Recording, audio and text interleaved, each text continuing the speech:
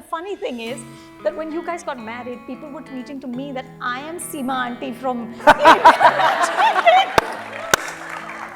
okay, which I thought was just fab. I am married to the most wonderful man, and he is just the sweetest person.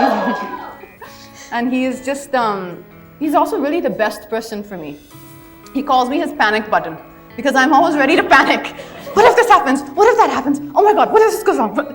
And he's like, Shanti, kuch nahi, sab theek ho jayega, itna tension mat lo. सोचना नहीं, आराम से बैठो, खाना खाओ, खुश रहो. And I'll be like, no, but.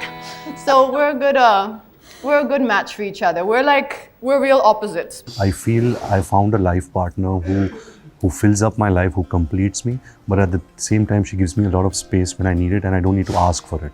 You know, so life is set here. I remember there was a little bit of negativity that really got to me, and I didn't even discuss it with my husband. I was just like, I don't want to talk about it because the minute I talk about it, then I'm going deeper into it. So let's not talk about it.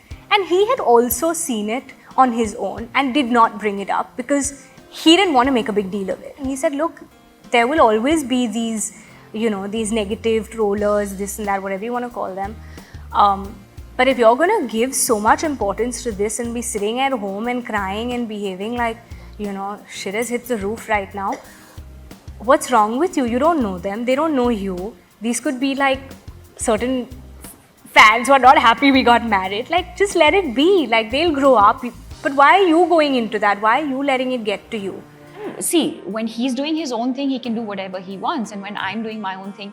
But when it's together, of course, because there are two people, two personalities, two careers, there's so much to think about.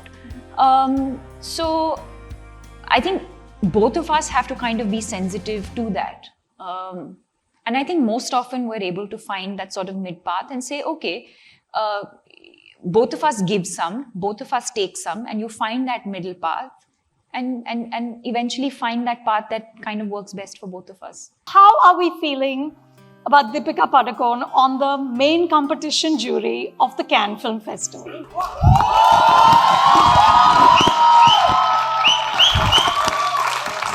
Isn't it amazing? I'm so happy I want to break out into a dance. Yeah. I was like, why, yaar? Yeah. Baby, why are people actually like, they want you to be the person who decides which is the better film? Isn't it amazing? That's huge. It is huge. See, the thing is, I don't believe Ranbir can ever be bad in a film. I don't either. Yeah. I definitely can't ever see him be bad in a film. But if I have not liked a film of his or not, I can be honest. Sure. Similarly, he can also be honest with me about that. Like, if the film's not worked for him, or part of the film has worked for him, or part of the film is not, he should be able to be honest with me about that. Yeah. And our best days was also in New York.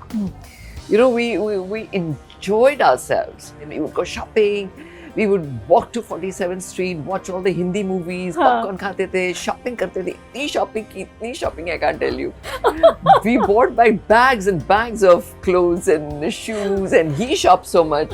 He shopped these very colorful jackets, मैं interviews दूंगा, a movie promotion के लिए तो purple and yellow and red and all kinds of jackets. So, I mean, we such lovely memories. Memories, yeah. When I call you family, you are my family. That's how I'm built. My children understand that. I don't have this sense of poon and rishta or mother side, father side. I have not been raised like that. I don't know that concept. But I don't make family easily. But when I make family or friends or people that I trust, I'm a loyalist. I give a damn. Like, you cannot mess with these people.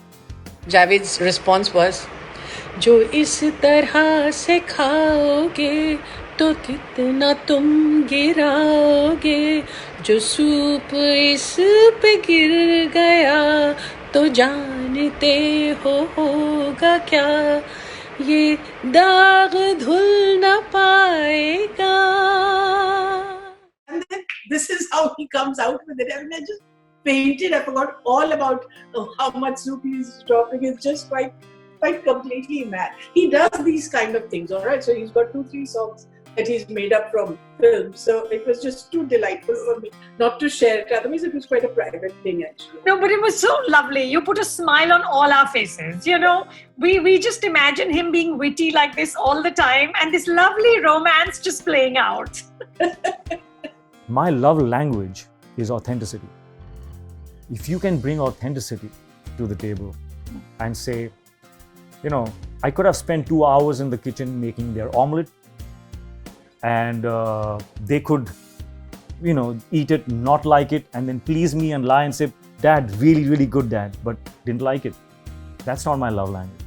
My love language is if you tell me that, Dad, it's not that great. You know, the omelette that Vicky uncle makes is amazing. I would not in a second. I would make a call to Vicky uncle and say, "Hey man, my kids really love your omelette. So can I know what is it that you put?" That's my love language. You know, if people can be authentic to me, and I can be authentic back to them, that's bliss for me. We are very, very simple people. Like wanting to do very normal, simple things. We are both very awkward with the fame that we have. We don't embrace stardom and fame like how, and that's why I think we connect so much. Like we run away sometimes from these things. We sometimes find the need to be in our own like cocoon, you know, and that's the reason why we are so self-sufficient. And when I say self, I mean both of us. Like we both come into that self because we don't see each other as two different people. Like we are exactly. Him and me are male and female versions of each other. I feel when two people are come together, we always try and reach a middle point, which I feel is always going to be a battle. Because it's then how much you come on my side and how much I have to come on your side. But we have to realize that you always have to, I think we are always in the quest of finding that middle point, not towards each other, but a new middle point which becomes an us. It's not you, it's not me, but it's us. So we have a lifetime to figure that us out. And we'll keep trying to figure that point out. And that's where I feel is something you have to let go of just what you want. You know, it's no more you. It's always now it's us. But I do want to celebrate love. The love between both of us as creators, as artists, as collaborators, as an interfaith couple, whatever people want to say, I don't care. But I'm a chadda, I want a party. Then you shall have it. You shall have it too. You should see the reactions when she touched wood. Yeah, Jai Jhulenaal. She walks into a room, man. She's like a consummate movie star, you know, in that sense. Yeah. She has that aura. Oh, I love it. Like, I walk into a space hand in hand with her, and I just love to see people's reactions to her. And I'm like,